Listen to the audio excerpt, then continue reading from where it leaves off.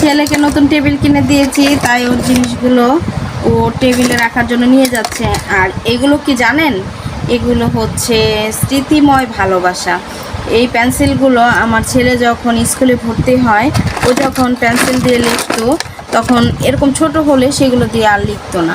তো আমি একটা পেন্সিলের অংশ ফেলিনি, আমি সব রেখে দিয়েছি। আর কেন রেখেছে জানেন?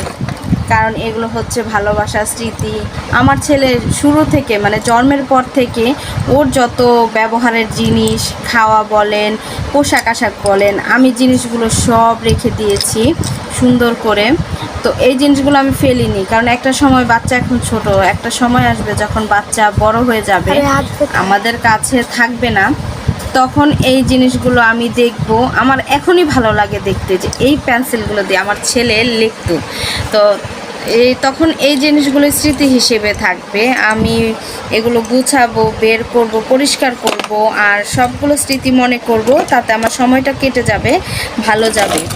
আর ওরা তো বড় হয়ে যাবে, সবসময় এরকমভাবে থাকবে না, মিশতে পারবে না। যার কারণে আমি মানে ভালোবাসা থেকেই এগুলো। আর যখন এই যে শুধু এখানেই নয়, আমি আরও অন্য জায়গায়ও এগুলো রেখে দিয়েছি। আর যখন ও কলম দিয়ে লেখা শিখেছে, সেই কলমের অংশগুলো আমি ফেলিনি, সেইগুলো আমি জমিয়ে জমিয়ে রেখে দিচ্ছি। সেগুলো আপনাদের সাথে একদিন শেয়ার করব সব জিনিসগুলো। তো এখানে এই কয়টাই ছিল। তো এরকম আরও অনেক কিছু ওর আমি রেখে দিয়েছি, ওর লেখাপড়ার জিনিস, ওর প্রথম যে লেখার খাতা, তারপরে স্কুলের বই, সবগুলোই রেখে দিয়েছি। ড্রেস, ব্যাগ, আমি বক্স, কোনো কিছুই ফেলিনি। ওর বোর্ড, এই যে এরকম আরও অসংখ্য পেন্সিল আছে যেগুলো লিখেছে, হয়তো দুই একটা মিসিং আছে, আর বাকি সবগুলো আমি লিখে দিয়েছি।